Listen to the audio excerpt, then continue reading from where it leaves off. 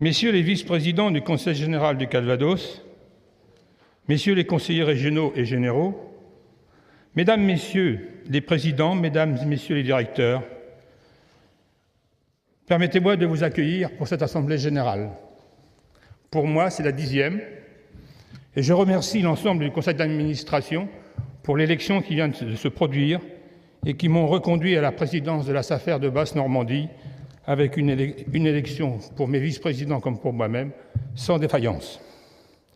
Il est toujours agréable d'avoir, en tant que président comme vice-président, l'ensemble du Conseil derrière soi. Cela prouve que le travail qui a été fait dans ces 10 dernières années a été apprécié du Conseil et que la confiance règne pour les 4 prochaines années. Nous nous excusons auprès des actionnaires et administrateurs de la journée que nous leur faisons vivre. Nous les avions convoqués à 9h, ils étaient tous présents à l'heure pile, et nous avons fait notre Assemblée générale qui a été suivie du Conseil d'administration et qui maintenant est en Assemblée générale informative.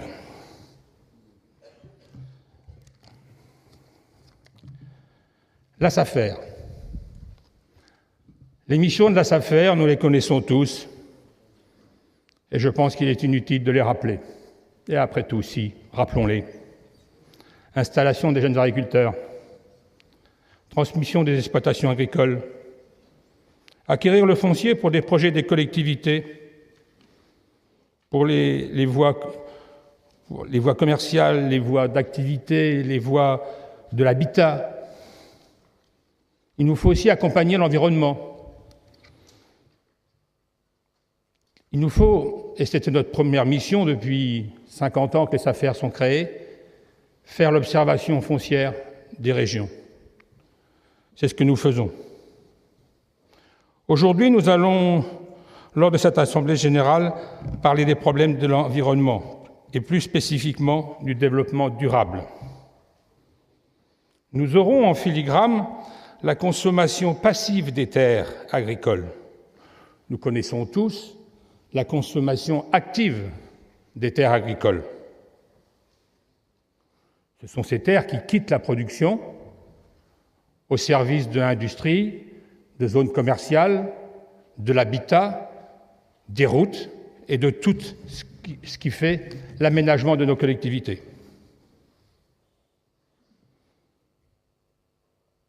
Nous connaissons moins la perte de production et, je dirais, la consommation passive des terres agricoles. Au nom de l'environnement, du développement durable et de ceci et de cela, nous mettons des cahiers des charges sur un ensemble de terres. Alors si on perd 200 hectares par jour de bonnes terres agricoles, et si en même temps on met sur d'autres terres agricoles qui restent agricoles des cahiers des charges qui font que la production est divisée par 2, nous avons aussi là une perte de terres agricoles. Faudra-t-il que les rayons de nos supermarchés, où quand moi, ma femme m'envoie chercher des yaourts, je suis un quart d'heure avant de trouver le Maminova aux fraises pas trop sucré et ceci et cela, tellement il y en a long, quoi. Il y a 20 mètres de yaourt, peut-être qu'un jour il n'y en aura plus qu'un mètre. Faisons attention à cette peau de chagrin que nous consommons sans vergogne, qu'est la terre agricole. Pour parler de développement durable, la tête de pont sera Madame Sylvie Brunel. Elle se présentera ou elle sera présentée. Et donc c'est la première fois qu'une femme intervient en tête de liste à une assemblée générale de la SAFER. Mais je ne vous apprendrai rien en vous disant que, naturellement, la sagesse vient des femmes. Merci. Merci pour elle. C'est vrai que notre SAFER, autant dans un poste que j'occupe à la mutualité sociale, nous avons beaucoup de femmes, le social attire les femmes. Je dois reconnaître que parler du foncier n'est pas une activité féminine, mais au conseil d'administration de Basse-Normandie, nous avons une femme. Œuvrer pour le développement durable de nos territoires à la SAFER, c'est construire au quotidien du consensus autour du foncier pour permettre à chacun de trouver sa place. Quand nous décidons d'attribuer une parcelle de terre à un agriculteur parce qu'il est très proche et que nous lui demandons en échange de nous céder la parcelle qui est à 8 km, c'est du développement durable. Vous ne pouvez pas vous imaginer à quel point la terre est convoitée de toutes parts, mais aussi à quel point les préjugés sont fortement ancrés sur les pratiques agricoles ou sur la protection tout craint de l'environnement. Je ne pourrais pas terminer cette petite intervention d'introduction sans vous parler d'un projet qui m'est cher. La Fondation.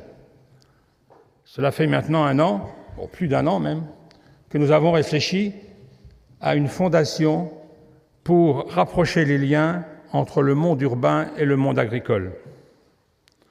L'idée, c'est de mettre à disposition de collectivités volontaires des terres pour faire des jardins familiaux. Le principe est simple. Nous avons déjà contacté 2 organismes principaux, je parle d'Agrial et je parle du Crédit Agricole, qui sur le principe sont plutôt favorables, de façon à ce qu'ils contribuent au fond. Avec la SAFER, nous serions éventuellement les trois membres créateurs, et avec cet argent, nous pourrions acheter des terres, c'est-à-dire payer des terres qui, avec échange, nous savons ça faire très bien, mettre à disposition des collectivités qui feraient des jardins familiaux. Là, la collectivité paierait l'architecte, parce que vous savez que maintenant, les jardins familiaux, c'est quelque chose de très bien fait. Et donc, les collectivités, après avoir aménagé le jardin, les mettraient à disposition. C'est eux qui choisiraient, c'est pas nous, qui choisiraient les gens qui seraient volontaires pour ces jardins. Le but est de créer le lien entre ce monde agricole que sont les agriculteurs. Le nom que nous avons choisi pour l'instant, s'il n'est pas pris, est culture partagée au pluriel. La culture, c'est la culture que vous exploitiez 50, 100 hectares ou 200, ou que vous exploitiez 10 arts de votre jardin. C'est la même culture. C'est apprendre à connaître la terre et à la respecter. Et comme dans ces jardins familiaux, il y a toujours des endroits conviviaux avec un barbecue, la Fondation permettrait la rencontre de nos actionnaires, si on veut, de nos donateurs, pour des rencontres régulières, de façon à ce que ce monde urbain et ce monde rural soient en compréhension mutuelle. Donc le projet est arrivé à Bercy parce que nous demandons la rescrit fiscale pour que la déduction fiscale puisse avoir lieu au niveau de nos donateurs. La réponse tarde à venir. Je pense que c'est un beau projet, j'y tiens et j'espère qu'il se réalisera. Le national, vu mon engagement dans ce projet, m'a chargé d'une 2e fondation au niveau national sur des terres nettement plus grandes, par exemple des surfaces de 100, 150, 200 hectares en Camargue, par exemple, ou alors des terres qui n'ont aucune valeur agricole mais qui ont une valeur environnementale. Mais là, nous sommes dans une autre dimension. Autant le jardin familial, c'est quoi? C'est 50 arts ou 1 hectare. Et là, nous sommes dans une dimension de surface multipliée par 100. Le projet est bien ficelé aussi, même s'il n'a pas encore de nom officiel, mais lui aussi est à Bercy, et je ne sais pas sous quelle pile. Voilà. Je ne vais pas vous ennuyer plus longtemps, et je vais donner la parole à mon directeur qui va vous parler de l'activité de la SAFER. Je lui demanderai d'être bref parce que je ne voudrais pas prendre sur le temps de Sylvie Brunel.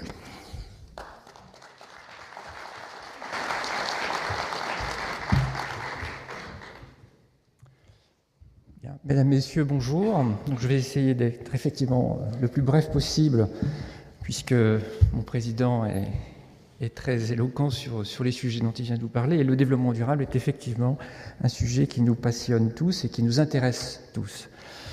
Alors, merci et bienvenue donc à toutes et à tous à cette assemblée informative que nous avons voulu la plus ouverte possible sur la société, car le foncier est une matière de plus en plus transversale et intéresse de plus en plus de monde. Je ne pourrai pas vous présenter donc l'action de la SAFER en 10 minutes. Néanmoins, je peux vous dire d'une part qu'il existe une SAFER, une société d'aménagement foncier et d'établissement rural dans chaque région en France, et que d'autre part, pour ce qui nous concerne en Basse-Normandie, nous avons fait de l'observation foncière et de l'action foncière notre métier depuis bientôt 50 ans. D'où notre slogan d'aujourd'hui, « Observer et agir ». Nous sommes actuellement à la SAFER en pleine mutation et modernisation dans notre fonctionnement sur l'observation de ce qui se passe sur le foncier, et nous répondons ainsi à la mission dont l'État nous a passé commande, à la suite notamment du Grenelle de l'environnement. Mettre en place les indicateurs de consommation de l'espace, c'est bien le chantier qui nous occupe aujourd'hui. Le nouveau site Internet que nous allons inaugurer tout de suite en est une traduction concrète et qui en appellera bien d'autres, comme la banderole que vous avez sur votre droite vous l'annonce. Il faut en effet rester vigilant sur les excès de consommation de terres agricoles et nous ouvrirons donc prochainement un site Internet interactif, un deuxième site Internet interactif dénommé Vigifoncier, le bien nommé, à destination celui-là des élus pour suivre les mouvements fonciers avec eux, puisqu'il s'agit bien de travailler en collaboration et non pas de pointer du doigt qui que ce soit ni quoi que ce soit. Nous proposons également de l'ouvrir aux futures commissions départementales de la consommation d'espaces agricoles en cours de constitution, de façon à apporter de la matière dans les indicateurs de consommation d'espace. Forte de sa connaissance du marché foncier depuis si longtemps, la SAFER a également reçu mission d'intervenir directement sur ce marché foncier de l'espace rural. La diapositive que vous allez voir donc vous présente l'acquisition du foncier par négociation amiable pour le 90% et depuis très longtemps, qui est réalisée au fil du temps par les 40 salariés de la SAFER de Basse-Normandie et que compose la SAFER de Basse-Normandie et qui, depuis 50 ans, l'acquisition amiable est la pierre angulaire de l'action de la SAFER, car comment orienter des terres, comment orienter du foncier ou des propriétés si vous ne les achetez pas au préalable. L'action foncière de la SAFER depuis 1963 est, comme vous le voyez sur le graphique, en progression constante et durable dans le temps. En moyenne, nous achetons sur toute la région près de 4500 hectares et nous occupons ainsi un quart du marché de l'espace agricole, de la vente des biens agricoles pour les revendre en fonction des projets, en fonction des politiques publiques, mais jamais en fonction du meilleur prix, puisque le prix est par nature négocié au préalable.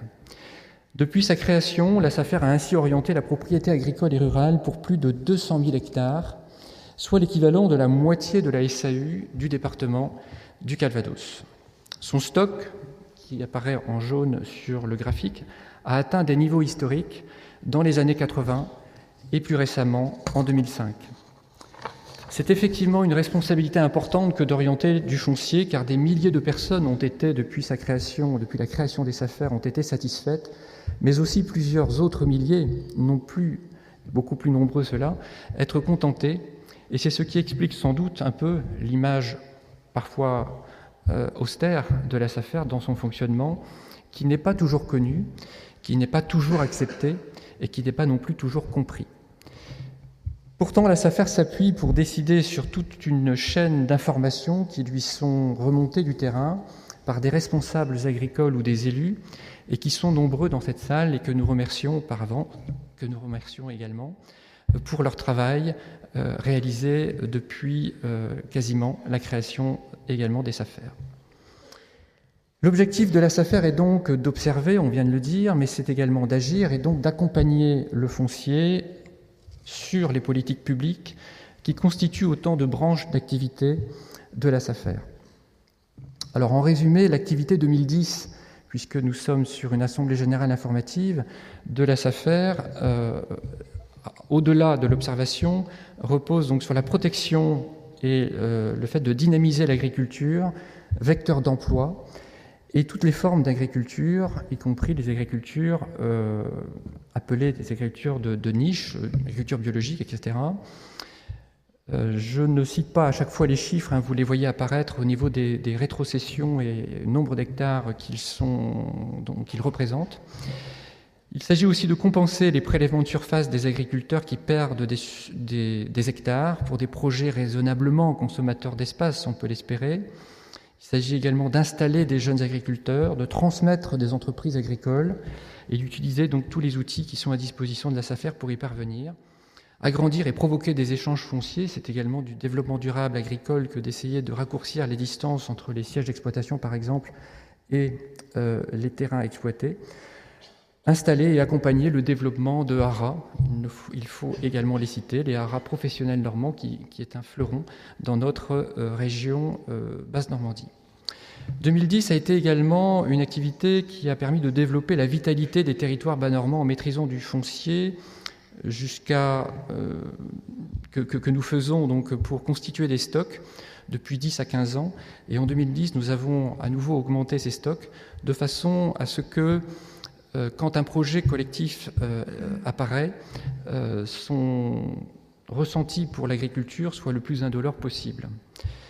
La 88, la 28, la 84 ont ainsi été réalisées dans notre région par cette démarche d'anticipation foncière. La médiation, la négociation amiable est donc le cœur de métier de la SAFER et a permis également en 2010 la maîtrise foncière de zones d'activité, avec toujours le souci d'offrir des contreparties aux agriculteurs. Mais il faut parfois aussi un peu d'audace pour répondre à des projets novateurs en milieu rural, et c'est ainsi que 79 hectares ont été attribués par le conseil d'administration de la SAFER pour des projets qu'on peut qualifier d'innovants, et que nous suivons particulièrement de près, puisque nous savons que nous sommes regardés, attendus parfois, sur l'évolution de ces projets qui peuvent parfois faire douter certains d'entre nous. Les jardins familiaux, le président vous en a parlé, constituent pour l'instant une petite branche d'activité de la SAFER, mais ô combien riche en symboles, et on vient de vous le rappeler, pour unir ou réunir le citadin avec l'agriculteur sur de petits espaces agricole. La protection de la nature fait également partie d'une branche d'activité à part entière de la SAFER depuis 1999, complétée depuis par les lois Grenelle de l'environnement.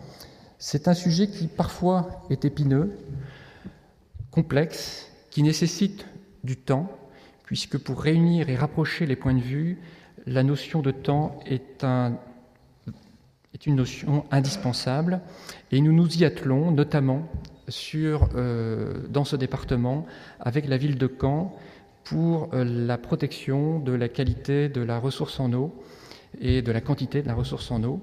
Et je profite de l'occasion pour saluer la présence de son représentant, donc M. Rudy L'Orphelin, qui est parmi nous ce matin, et avec qui nous sommes en discussion pour, nous l'espérons bientôt, contractualiser sur cette question de la protection des périmètres de captage et des bassins d'alimentation de captage.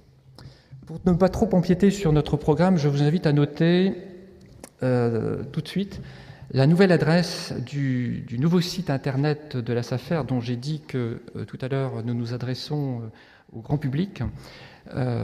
Donc le site internet de la SAFER, vous le découvrez pour la première fois, et nous également avec vous ce matin. Vous y retrouverez toutes les informations dont ce matin certains nous ont interpellés pour nous demander les informations qu'ils avaient l'habitude d'obtenir par voie papier.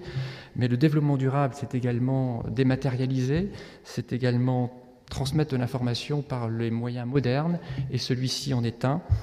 Les vidéos explicatives que vous avez dans ce site, nombreuses, vous expliqueront plus en détail la façon dont la SAFER a de fonctionner, les études qu'elle a pu produire. Le mode de fonctionnement du fameux droit de préemption de la SAFER est également exposé dans ce site internet, et il les décrit notamment avec un exemple que nous rencontrons très fréquemment sur le droit de préemption, puisque le foncier, en fait, en France, ne se vend pas de façon aussi banale qu'il peut y paraître. Il reste un enjeu économique pour améliorer la performance des exploitations agricoles. Et l'exemple que nous avons inscrit sur ce site est un exemple qui n'est pas un cas d'école, mais que nous rencontrons très fréquemment. La propriété rouge qui se vend sur ce plan, tout le monde s'accordera à dire qu'elle va quand même bien aux propriétaires verts, sauf que dans notre exemple, qui sont nombreux, c'est l'acquéreur bleu qui l'achetait. Et d'où la demande d'intervention de la SAFER. Ce sont des cas que nous rencontrons fréquemment. Pour conclure mon propos, je dirais donc le foncier donc est un lieu sur lequel nous devons pouvoir construire du consensus donc avec les élus, développer avec les communes et les intercommunalités actuelles ou futures les moyens et les voies et moyens pour y parvenir, puisque tout ceci en fait est un enjeu de société.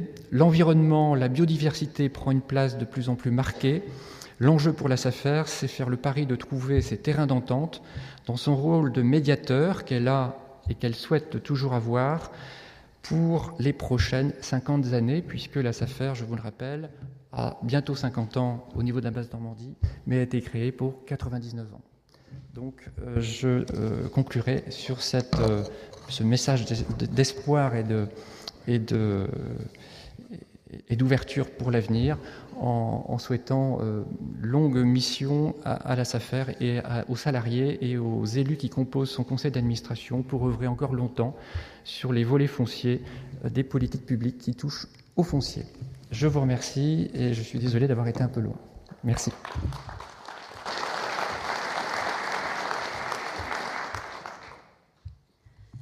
Merci Monsieur Hamon pour cet éclairage net et précis. Alors, comme le disait le président Fontaine, cette année, la SAFER donne une touche féminine à son assemblée générale. J'aurai donc l'honneur d'en assurer l'animation. Je m'appelle Fabienne Lys et je suis journaliste. Je vais maintenant donner la parole à Pascal Ferret, qui est vice-président de la FNSEA, où il est en charge des questions environnementales. Il est également président de la Fédération régionale FNSEA de Basse-Normandie, donc la FRSEA, et aussi éleveur et producteur laitier dans la Manche.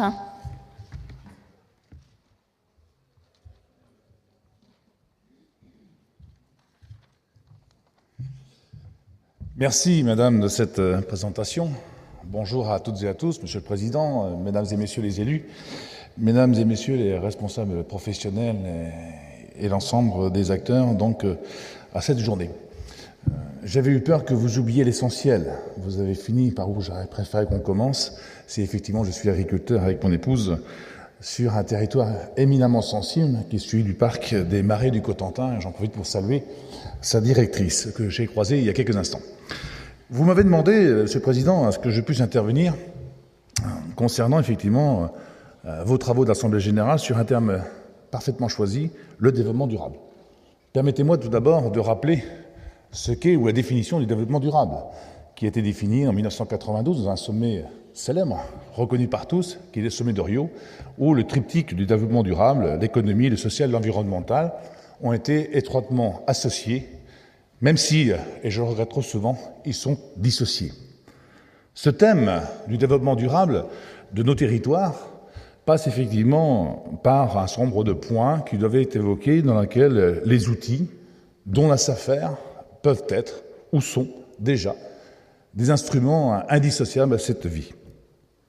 Permettez-moi aussi de rappeler que dans le cadre du Grenelle de l'environnement, où j'ai eu l'honneur de pouvoir y travailler avec, entre autres, Rémi Bayache, nous avons largement participé au débat sur l'utilisation du foncier, sur le partage aussi de ces territoires, pour que l'ensemble des acteurs puissent y trouver leur aise.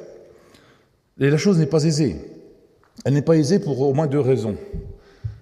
Ne serait-ce, et on va commencer par celui qui me préoccupe le plus, le monde agricole. Combien de fois ai-je entendu les agriculteurs, les responsables professionnels que nous sommes, demander la protection du foncier au nom de l'intérêt général et de l'agriculture. Et Jean-Pierre Fontaine l'a rappelé il y a quelques instants. Mais ceci est en général valable le temps de la durée de l'activité professionnelle. Il suffit qu'il n'y ait plus d'acteurs ou de successeurs à l'âge de la retraite sonné pour demander, après l'application du Code rural, d'avoir l'application de la liberté de jouir de ses biens. Et c'est vrai que là, à un moment donné, on se retrouve quelque peu en contradiction. Mais cette contradiction n'est pas que nôtre. Combien de fois ai-je entendu les élus, que ce soit au plus haut niveau de l'État, voire des ministres, partager totalement notre analyse.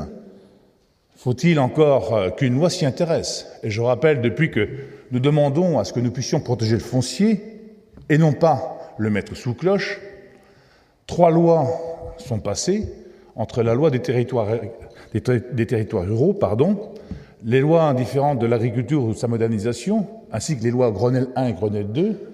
Aucun dispositif législatif n'ait été fait pour que nous puissions au moins trouver un cadre général. 60 000 hectares de foncier en France disparaissent tous les ans sous le bitume et le béton. 60 000 hectares aussi sont tous les ans, ne quittent pas l'agriculture, mais quittent la production agricole dans le cadre des zones les plus difficiles en ce qui concerne la reforestation, les friches et différents landages. La France, au niveau européen, est le premier pays consommateur d'espace agricole. Et ceci ne peut pas durer, et je pourrai dans quelques instants en témoigner quelques exemples.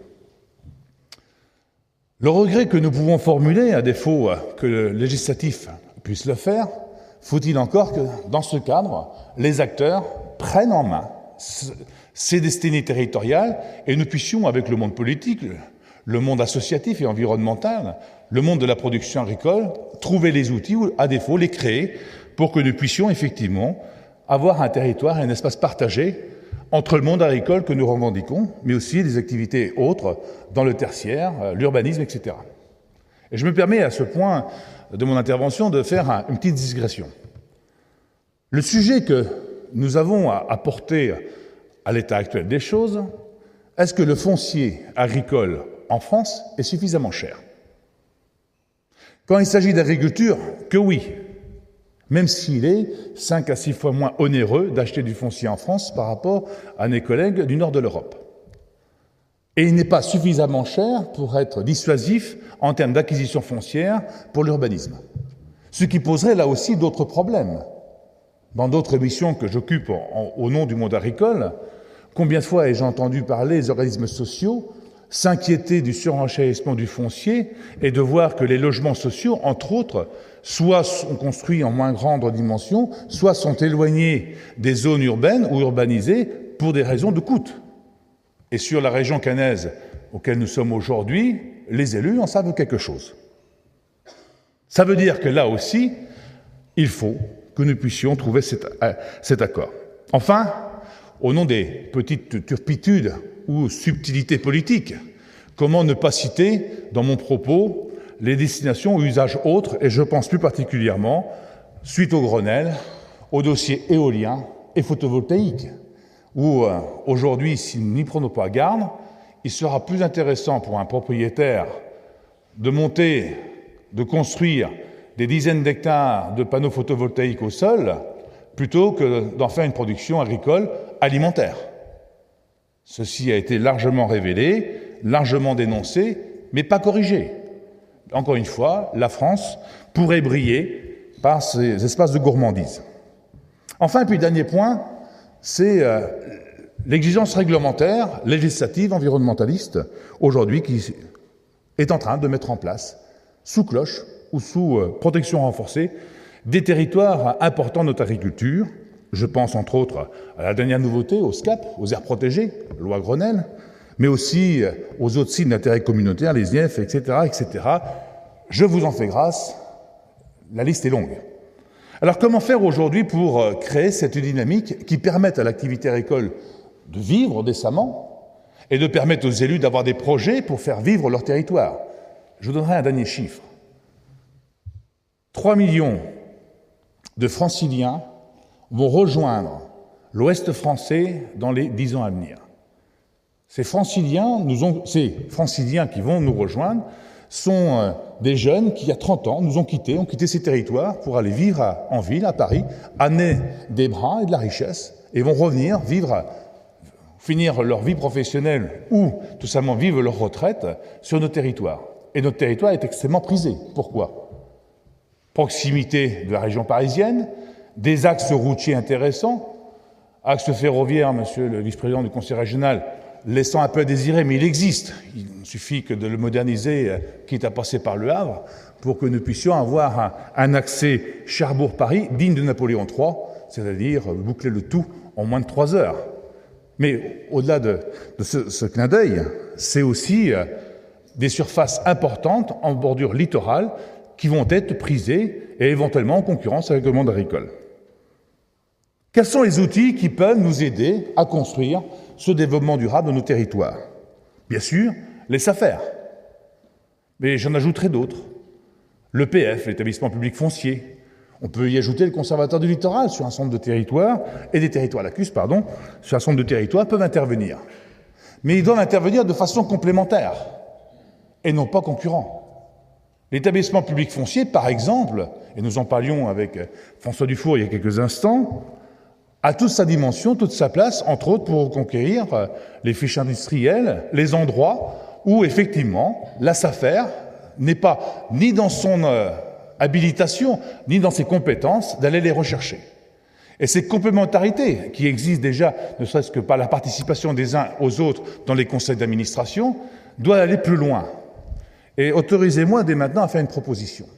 Est-ce qu'il ne serait pas temps qu'à défaut de loi, cette région puisse se doter d'un outil de réflexion animé par je ne sais pas qui, sur lequel le monde agricole y serait représenté, par l'intermédiaire de nos outils, mais aussi par l'intermédiaire des consulaires, voire des syndicats, pour que nous puissions avoir une réflexion en profondeur de la vision dans 10 ans, pas dans 20 ans, dans 30 ans, dans 10 ans, de quel est notre devenir territorial. La deuxième raison, c'est que ça permettrait aux élus qui, au-delà de SCOT, PLU et autres documents d'urbanisme, pourraient parfaitement s'inscrire dans le développement et les projets de leur territoire. Et ce n'est pas le maire de Saint-Lô qui me dira le contraire. Il est normal, nécessaire, qu'un maire, qu'un président de comité de commune, à qui les fonctions lui ont été dédiées, ait comme ambition de développer son pays.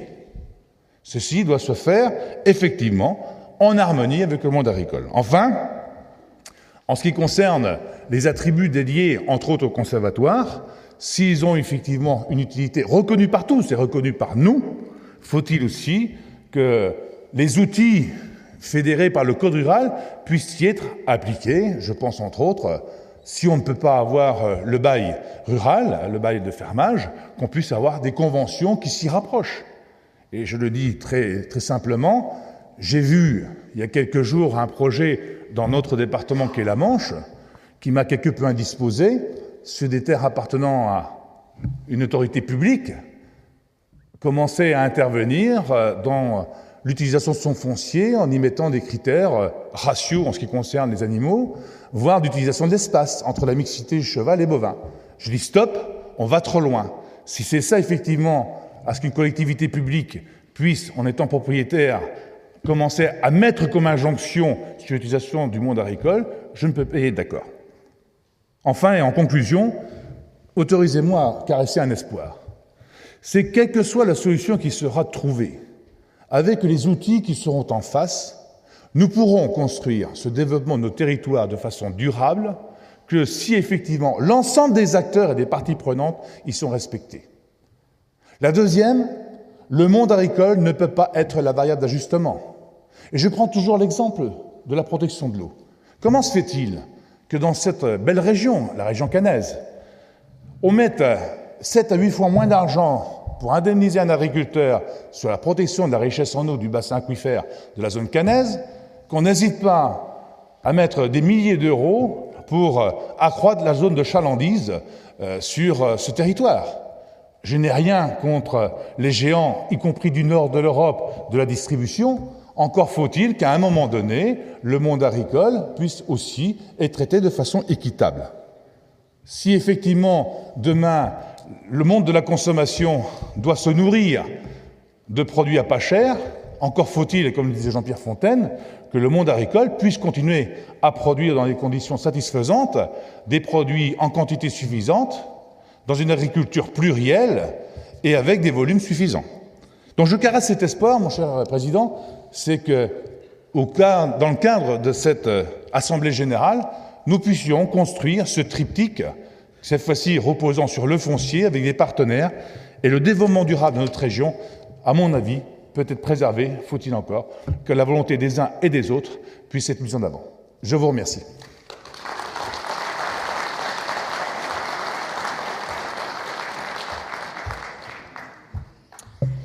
Merci beaucoup, Monsieur Ferret, pour cet éclairage sur les enjeux territoriaux. Nous allons maintenant aborder cette question d'une manière un peu différente. Je crois qu'il y a une petite virgule. La SAFER Basse-Normandie, en charge de l'aménagement et du développement de l'espace agricole et rural, vous invite à sa conférence débat avec Sylvie Brunel sur le thème « Le développement durable, durable pour qui ?» Comment allier développement durable et agriculture sans sanctuariser des territoires? Rendez-vous le 12 mai au Palais des Congrès à 10h.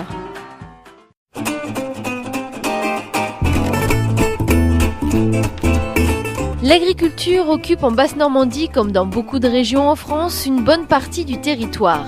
Il lui est demandé de produire plus et de produire mieux dans un souci de développement durable. Les mesures mises en place par l'Europe et la France sont de plus en plus nombreuses et conditionnent la réalisation de projets qui, économiquement, ne peuvent se satisfaire d'aides publiques ponctuelles dont la pérennité dans le temps n'est pas assurée.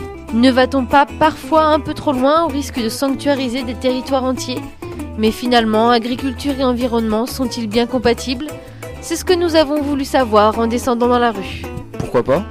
Je pense que l'agriculture biologique doit être compatible avec l'environnement, l'agriculture intensive avec les pesticides et les progrès de tout ce qui sont engrais, etc. Je pense pas.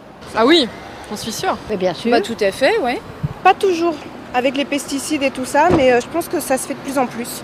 Mais tout à fait, je pense. Enfin, du moins, les agriculteurs essaient de faire le nécessaire. Si agriculture et environnement peuvent faire bon ménage, un espace naturel est donc aussi un espace agricole ? A priori, non. Après, comme l'homme fait partie d'une manière, on va dire, intrinsèque à la nature, donc finalement, un champ cultivé, c'est juste l'homme qui travaille la nature pour répondre à ses besoins. Pourquoi pas ? L'homme, il est là pour façonner la nature. L'espace naturel, c'est plutôt un espace où on ne touche à rien. Voilà. Tout est clean, quoi. La nature sauvage, ça ne doit pas exister dans la mesure où l'homme est présent. L'agriculture est donc ressentie globalement comme compatible avec un espace naturel. On peut donc se poser la question de savoir si elle est considérée comme une activité dangereuse pour la vie quotidienne des gens, par exemple pour la consommation de l'eau. L'eau du robinet, on ne sait pas trop... on sait pas trop d'où ça vient. J'ai pas trop confiance dans les installations d'eau des grandes villes comme Caen. Je bois l'eau de mon robinet. Ce qu'on voit en ce moment, les agriculteurs des fois qui lâchent leurs produits dans les rivières, c'est pas forcément de la bonne eau. Je fais confiance à Veolia et à l'assainissement de la ville de Caen. L'eau de robinet n'est pas bonne. On peut penser que les gens des collectivités locales qui gèrent l'eau en ont fait un service public et ont mis de l'eau qui est buvable, conforme aux normes de santé publique, à la disposition des usagers, quoi. Je bois de l'eau en bouteille, moi. J'ai absolument pas peur de ce qu'il pourrait y avoir dans l'eau du robinet. Là, c'est certainement lié aux idées reçues, comme quoi il peut y avoir un petit peu de cochonnerie dans l'eau des robinets. Je la filtre moi-même puisque je fais mon eau osmosée. J'ai un osmoseur d'eau et donc j'osmose mon eau.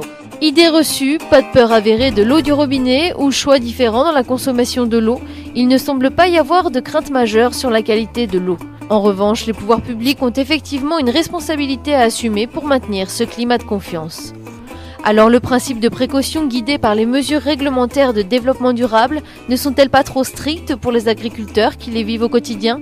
Ne risque-t-on pas de sanctuariser des territoires entiers au risque de diminuer le dynamisme de notre agriculture et de nos campagnes ? Nous avons interrogé les professionnels à ce sujet.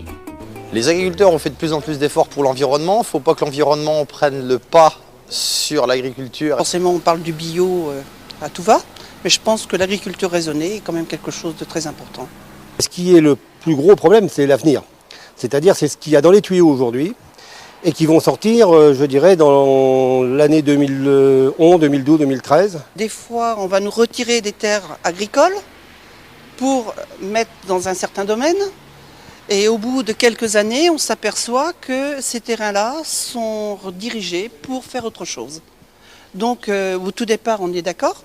Et après, on s'aperçoit qu'il y a un changement de destination et dont il y a des agriculteurs quand même qui commencent à en avoir ras-le-bol, quoi. Et il faudrait qu'il y ait une compensation en fonction des contraintes supérieures qu'il a. Ce que je pourrais attendre justement, c'est que les agriculteurs soient intégrés à l'intérieur de ces organismes. Je pense que l'État français va un peu trop loin avec tout ce qui est agricole, mais je pense qu'il faudrait qu'il fasse très attention et qu'il ne regarde pas que au niveau